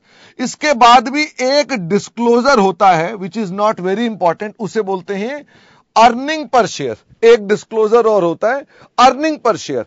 First change in inventory हमने पिछली क्लास में बेटा पूरी डिटेल में बताया ना कि चेंज इन इन्वेंट्री कैसे ट्रेडिंग अकाउंट से कनेक्टेड है, एक बार वहां देखना दोबारा से। Okay, practically preliminary expense tax के हिसाब से ट्रीट करते हैं कि AS के हिसाब से। धीरज ने पूछा है कि टैक्स वाले सर एसेट बोलते हैं प्रीलिमिनरी एक्सपेंस को, आप नहीं बोलते हो, हम किसकी बात माने? धीरज की क्वेश्चन आया है कि सर टैक्स वाले सर कहते हैं प्रीलिमिनरी एक्सपेंस एसेट है, तुम बोल रहे हो नहीं है, हम किसकी बात माने? तुम धीरज ये बताओ, तुम जिस कागज पर लिख रहे हो तुम उसमें कर क्या रहे हो? फटाफट से बताओ। तुम कागज में जिसमें लिख रहे हो, हम क्या करें, कागज पर लिख रहे हो, तुम किसी का टैक्स निकाल रहे हो या किसी की बैलेंस शीट P&L बना रहे हो? ये इंपॉर्टेंट है। फटाफट से बताओ धीरज, तुम कर क्या रहे हो? तुमने कहा सर मैं किसी का टैक्स निकाल रहा हूं, तो तुम अब टैक्स की प्रोविजन के हिसाब से काम करोगे। आहा। और तुमने कहा सर मैं बैलेंस शीट बना रहा हूं, P&L बना रहा हूं, तो तुम किसकी बात की मानोगे? फिर हमारी बात मानोगे। ओके, इसका मतलब ये सारी चर्चा किसकी है? प्रिपरेशन ऑफ फाइनेंशियल स्टेटमेंट्स की है। हम कैसे स्टेटमेंट प्रिपेयर करते हैं उसके बारे में बातें चल रही हैं। ओके, अच्छा, तो हमने कहा ये अर्निंग पर शेयर भी आती है। ये बातों के बाद मैं एक दो बातें और भी करना चाहता हूं। हाँ, रिमेनिंग लॉस ऑन सेल यहां आ गया। ये लॉस ऑन सेल में क्या गधे राम है क्या सारे के सारे? मतलब उनमें कंफ्यूजन अजीब सी है। ये हमारे पास ये प्रॉब्लम क्या है, तुम लोग घी नहीं खाते हो, ये प्रॉब्लम है। तो आज की जो जेंट्री है वो घी खाना बंद हो गई है, उसे लगता है घी फैट है, और घी से ही तुम्हारा दिमाग चलता है, खाया करो। मान लो लॉस है 1 लाख, गेन है 2 लाख, गेन है 1.5 लाख, बताओ कहां जाएगा? फटाफट से बताओ। लॉस है, loss on sale 1 lakh, gain on sale 1.5 lakh, कहां जाएगा? अदर इनकम में। बताओ अदर इनकम में क्या जाएगा? 50,000। लॉस ऑन सेल है 1.5 लाख, गेन ऑन सेल है 1 लाख, तो गेन में ही लॉस कितना एडजस्ट हो गया? फटाफट से बताओ। गेन में लॉस एडजस्ट हो गया 1 लाख का, उसका निपटारा हो गया, लॉस अभी भी ज्यादा है, बताओ ये कहां जाएगा? Other expense. अब बताओ लॉस भी है 1 लाख, गेन भी है 1 लाख, अब क्या होगा? अब कहीं कुछ नहीं जाएगा। इसके ऊपर तुम बार बार क्वेश्चन पूछ रहे हो, नालायकों, शर्म आनी चाहिए तुमको। पूछ क्या रहे हो बार बार? मैंने कहा भाई साहब इसमें गेन माइनस कर देना, अगर ये नेगेटिव आ रहा है तो 0 कर देना, लॉस यहां डाल देना, बस बात खत्म। फिर तुम कह रहे हो भाई ये पता नहीं क्या होगा। मैंने तुमको यहां कौन सा डिफरेंशिएशन इंटीग्रेशन का सवाल दे दिया? सिर्फ 3 बातें बोली है भाई। अगर लॉस ज्यादा है, अगर लॉस ज्यादा है तो लॉस दिखा दो, गेन ज्यादा है तो गेन दिखा दो, दोनों बराबर हो गए तो खत्म हो गई बात। नालायक, घी खाना है देसी, और बाबा रामदेव का नहीं खाना। समझ में आ रही है कि नहीं आ रही है? बाबा रामदेव का घी खाएंगे तो नसें चौक हो जाएंगी, ध्यान रखना जरा, ठीक है, आपने किसका घी खा, अरे मैं YouTube वीडियो बना रहा था, बताओ, बाबा रामदेव का डाल दिया, फिर तुम उठा के काट के डाल दोगे, बाबा रामदेव मेरे पीछे पड़ जाएगा। आई एम सॉरी, हम बाबा रामदेव का घी भी खा सकते हैं, कोई दिक्कत की बात नहीं है। ओके, हम बाबा रामदेव का घी खा सकते हैं, मैं सुबह रोज बाबा रामदेव का ही घी खा के आता हूं। ओके, आओ वापिस चलते हैं। ये मैंने अपने साथ बातें करी, मैं कुछ और बातें आपके साथ करना चाहता हूं। 2021 में मोदी जी जोश में आ गए। ठीक है, 2021 में मोदी जी जोश में आ गए।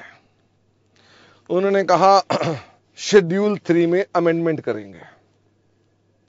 शेड्यूल 3 में क्या करेंगे? अमेंडमेंट करेंगे। और कहा अगर, अब कौन बोल रहा है, मैं बोल रहा हूं कि मोदी जी बोल रहे हैं? अब मोदी जी बोल रहे हैं। करण जोत कह रहा है मन की बात, हाँ मन की बात इन शेड्यूल 3। ओके, मन की बातें तो बड़ी सारी हैं, पर मैं आपको सिर्फ शेड्यूल 3 की बता रहा हूं। भाई और बहनों, मैं यूट्यूब पे वीडियो बन रहा है, मैं नहीं बोलूंगा, ठीक है, डर लगता है। तो मैं आपसे बात कर रहा हूं, यदि तुमने क्रिप्टो करेंसी में कोई लेन देन किया तो तुम्हें डिस्क्लोज करना पड़ेगा। ओ माय गॉड, पहले तो ये बताओ क्रिप्टो करेंसी क्या है? आपको पता है व्हाट इज क्रिप्टो करेंसी? हाँ, बिटकॉइन, मेरे को भी बिटकॉइन ही पता है, मैं आज तक देखा नहीं। मैं कई दुकानों पे जाके बोला भाई साहब बिटकॉइन दिखा दो, एक दो ने तो मुझे मारा भी, कह रहे क्या बार बार रोज आके पूछता है बिटकॉइन दिखा दो। ठीक है, तो ये बिटकॉइन जो है ना, दिखते नहीं है। ओके, ये ऐसे हैं जैसे यूपीआई है। ओके, ये दिखते नहीं है। अगर तुमने इनमें कोई लेन देन किया तो तुम्हें अलग से दिखाना जरूरी है। क्या आपको मेरी बात समझ में आ गई? तुम्हें अलग से डिस्क्लोज करना जरूरी है। सर ये बिटकॉइन में देखो, मेरे को जितना पता है बता रहा हूं, मेरे को ज्यादा नहीं पता है। बिटकॉइन में लोग इन्वेस्ट करते हैं पैसा और उसे महंगा हो जाने के बाद बेचते हैं।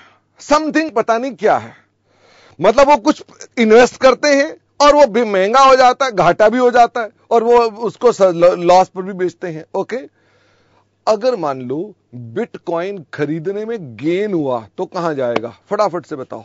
बिटकॉइन खरीदने में गेन हुआ तो कहां जाएगा? अदर इनकम में। अच्छा, अगर बिटकॉइन पे लॉस हुआ, बिटकॉइन पे लॉस हुआ, गेन भी हुआ, लॉस भी हुआ, तो कहां जाएगा? गेन और लॉस दोनों हुए, तो जितने का गेन और लॉस है वो यहां आएगा। और अगर लॉस ज्यादा हुआ तो कहां जाएगा? अगर लॉस ज्यादा हुआ तो कहां जाएगा? अदर एक्सपेंस में। ये ज्ञान की बात एएस में नहीं लिखी हुई। ज्ञान की बात बताते चलो, नहीं लिखी हुई यहां पर। यह ज्ञान की बात हमारे प्रधानमंत्री जी ने शेड्यूल 3 की अमेंडमेंट में डाली। क्या आपके लिए यह भी मैंडेटरी है? यह भी मैंडेटरी है। एक बच्चा थोड़ा चिंता में आ गया, वो कह रहा है कैरिज इनवर्ड रिसीव की है। अगर भाई, अगर तुम्हारा धंधा है कैरिज इनवर्ड रिसीव करने का, तो रेवेन्यू फ्रॉम ऑपरेशन है। और अगर मान लो तुमने कैरिज पहले किसी को पे की थी, रिकवर की है, तो ये आपका अदर एक्सपेंस में माइनस है। ओके, वापिस आओ। मोदी जी जब बोलना शुरू होते हैं तो क्या कम बोलते हैं कि थोड़ा ज्यादा बोलते हैं? फटाफट से बताओ। वो थोड़ा ज्यादा बोलते हैं, वो कह रहे हैं भाई थोड़ा सा और भी बताएंगे आपको।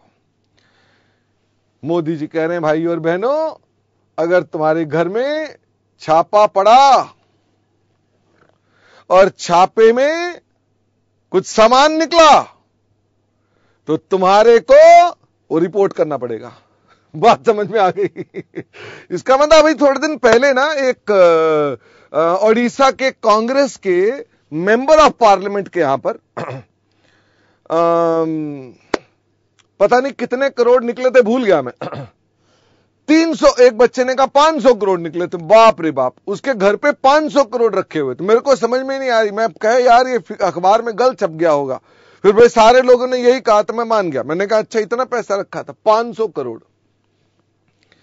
क्या जिसके घर में 500 करोड़ मिला, अगर उसकी अब 31 मार्च की बैलेंस शीट बनाएंगे, क्योंकि उसकी कंपनी थी, कोई शराब की कंपनी थी, उसकी कंपनी में छापा पड़ा और उसके पास 300 करोड़ मिले, क्या उसको अपने शेड्यूल 3 में ये लाइन लिख करके डिस्क्लोज करना पड़ेगा कि हमारे यहां पर छापा पड़ा? अच्छा ये बताओ, जब तक छापे में वो पैसा निकला नहीं था तब तक वो बैलेंस शीट में आ रहा था क्या? P&L में आ रहा था क्या? फटाफट से बताओ। वो तो चोरी का पैसा था, दराजों में डाल के घुसा रखा था, तो बैलेंस शीट में था नहीं। पर छापेमारी में क्या वो इनकम निकल आई? फटाफट से बताओ, वो इनकम निकल आई तो क्या वो सारी की सारी इनकम अदर इनकम में आ जाएगी? हां। तो वो जो धीरज साहू नाम था, शायद धीरज साहू के घर पे 500 करोड़ मिले, तो पहले बुक्स में थे नहीं, 2 नंबरी काम था।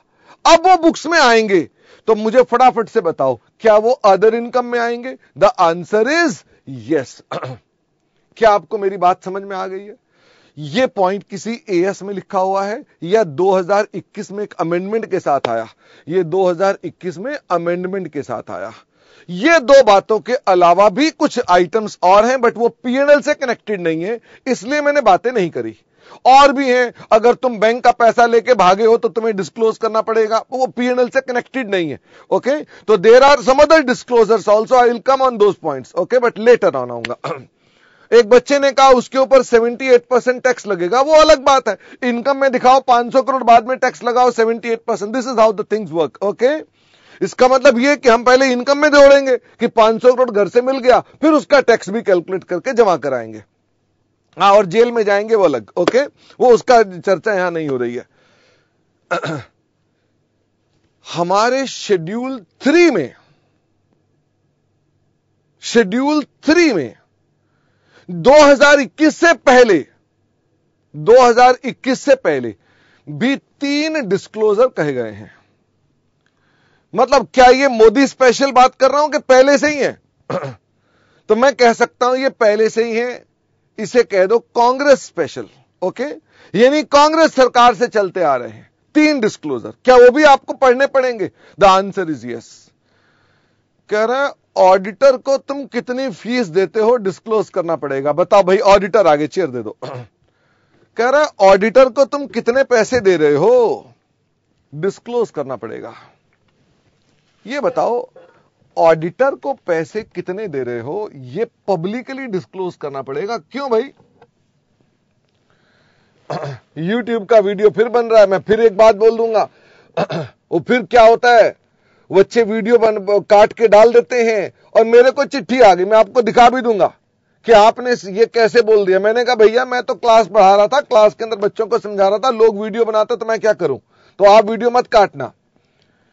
सारे के सारे फाइनेंशियल फ्रॉड में चार्टर्ड अकाउंटेंट इन्वॉल्व है, हां या ना? मैं नहीं बोल रहा हां। बाद में इंस्टीट्यूट मेरे को चिट्ठी भेज देता है, कहता तुम हमारी बदनामी कर रहे हो। मैं कहा तुम्हारी बदनामी की जरूरत ही नहीं है। ओके, फटाफट से बताओ, सारे के सारे फाइनेंशियल फ्रॉड्स में क्या चार्टर्ड अकाउंटेंट्स, चाहे वो ऑडिटर है कोई भी है, चार्टर्ड अकाउंटेंट इन्वॉल्व है? बच्चे कह रहे हैं हां, मैं नहीं बोल रहा, मैं तो ना कह रहा हूं, बच्चे बोल रहे हैं हां। ठीक है, कोई कंपनी अपने सीए को क्या पैसा दे रही है, क्या इससे कुछ इशारा मिल जाएगा? अगर एक कंपनी अपने सीए को बड़ा खुश रख रही है, मोटे पैसे दे रही है, तो बताइए फटाफट से। फटाफट से बताओ, एक कंपनी अपने चार्टर्ड अकाउंटेंट को मोटे पैसे दे रही है, तो फटाफट से बताओ क्या कारण होगा? वो उसके चाचे का लड़का है क्या? फटाफट से बताओ। गोलमाल है भाई, सब गोलमाल है। इसका मतलब कुछ ना कुछ दाल में काला है। तो कांग्रेस सरकार ने कहा ऑडिटर को क्या दिया जाता है इसे अलग से डिस्क्लोज करना पड़ेगा। याद रहेगी बात कि नहीं? तुम्हारे ऊपर आरोप लगाया हुआ है, तुम्हारी गर्दनें शर्म से झुक जानी चाहिए। तुम बोलो सर हमें शर्म आ रही है। तुम्हारे ऊपर कह रहे हैं, तुम्हें क्या दे रहे हैं, ये डिस्क्लोज करना पड़ेगा। तुम पे विश्वास खत्म हो गया है सबका। ठीक है, एक बच्चा कह रहा है मेरे को तो पता भी नहीं था। फिर देखा ना, तुम्हारे ऊपर भी लोगों ने उंगली उठा रखी है, तुम्हारे भी कुर्ते पर काले दाग लगे हुए हैं। ठीक है, एक बच्चा कह रहा आप, मैं तो सारे दाग ही काले हैं मेरे, तो उसकी छोड़ो। क्या सभी फ्रॉड्स के अंदर डायरेक्टर भी इन्वॉल्व होते हैं? भाई जैसे ऑडिटर इन्वॉल्व होते हैं, क्या डायरेक्टर भी इन्वॉल्व होते हैं? डायरेक्टर भी इन्वॉल्व होते हैं। डायरेक्टर ही तो रूपरेखा बनाते हैं ऑडिटर से बैठ करके। तो कांग्रेस सरकार ने कहा डायरेक्टर को भी क्या दे रहे हो, इसकी आपको डिस्क्लोजर करना पड़ेगा। हां दिशांत, ये डिस्क्लोजर कहां से आए हैं? ये कंपनीज एक्ट से आए हैं, और स्पेसिफिकली बोलूं तो शेड्यूल 3 से आए हैं। ओके, इसका मतलब कांग्रेस सरकार ने कहा किस किस का खर्चा डिस्क्लोज करना पड़ेगा। मैं भूल गया बेटे, याद ही नहीं आ रहा मुझे, तो किस किस का बताना पड़ेगा। रिया कह रहे हैं एग्जाम्पल क्या भाई? अगर हमने ऑडिटर को 10 लाख रुपए दिए, डिस्क्लोज करना पड़ेगा। डायरेक्टर को 10 लाख रुपए की फीस दी, डिस्क्लोज करना पड़ेगा। तीसरी आइटम एक और डिस्क्लोज करनी है, तुमने CSR पे कितना खर्चा किया, इस जनता के लिए तुमने कितना खर्चा किया, यह भी डिस्क्लोज करना पड़ेगा। असल में कंपनियां क्या कर रही थी, वो CSR पे खर्चा करती ही नहीं थी, जो उनको बाउंडेशन थी वो करती नहीं थी। तो अब आ गया भैया CSR में लिखो हमने 10 लाख खर्च किए और उसकी डिटेल बताओ कि तुमने क्या किया। तो अब कंपनियां लिखती हैं हमने CSR में पेड़ पौधे लगवाए, हमने गरीब बच्चों को शिक्षा दी, हमने किताबें बांटी, हमने बैग बांटे, हमने गरीबों को खाना खिलाया। ओके, ये हमें डिस्क्लोज करना पड़ता है। क्या आपको ये बात ध्यान रहेगी? CSR की फुल फॉर्म है कॉर्पोरेट सोशल रिस्पॉन्सिबिलिटी। सेक्शन भी बताया था नालायकों, इसका सेक्शन क्या था? 135। आज मैं ऊपर ओके, हमें क्या क्या डिस्क्लोज करना पड़ेगा मुझे बताओ, मैं इसके अंदर कहां पर डिस्क्लोजर का डब्बा बना दूं? तुम्हें ऑडिटर को क्या दे रहे हो यह बताना पड़ेगा। क्या पूरा विवरण देना पड़ेगा? हां, ऑडिटर को किस किस चीज के पैसे दिए, क्यों दिए। अच्छा, डायरेक्टर को तुमने किस किस चीज के पैसे दिए और क्यों दिए। CSR पर तुमने कितना खर्चा किया और कहां पर किया। कहां मतलब गरीबों को खाना खिलाया कि कपड़े दिए, वो आपको बताना पड़ेगा। ओके, इसके अलावा यदि मान लीजिए तुम्हारे यहां पर इनकम टैक्स का रेड हुई, उसको सर्वे एंड सीजर बोलते हैं। क्या आपको मालूम है इनकम टैक्स का सर्वे हुआ? इनकम टैक्स वालों ने सर्वे मारा, छापा मारा, तो हमें इसे भी डिस्क्लोज करना पड़ेगा। इसका मतलब क्या ऊपर तो डिस्क्लोज करना ही है, क्या आपको अलग से भी डिस्क्लोज करना है? The answer is yes. अगर हमें कोई भी क्रिप्टो करेंसी यानी बिटकॉइन से, या बिटकॉइन क्या भाई, बिटकॉइन कोई एक लौता नहीं है, बड़े सारे और हैं, वो आपको पता होंगे, मेरी समझ से कम है। तो भाई जितने भी हैं, अगर वो भी हैं तो आपको ये ऊपर तो दिखाने पड़ेंगे ही, अलग से डिस्क्लोजर भी करना पड़ेगा। इसके साथ ही नमस्ते किसको कर दे? नमस्ते फटाफट से बताओ, किसको कर दे नमस्ते? प्रॉफिट एंड लॉस को।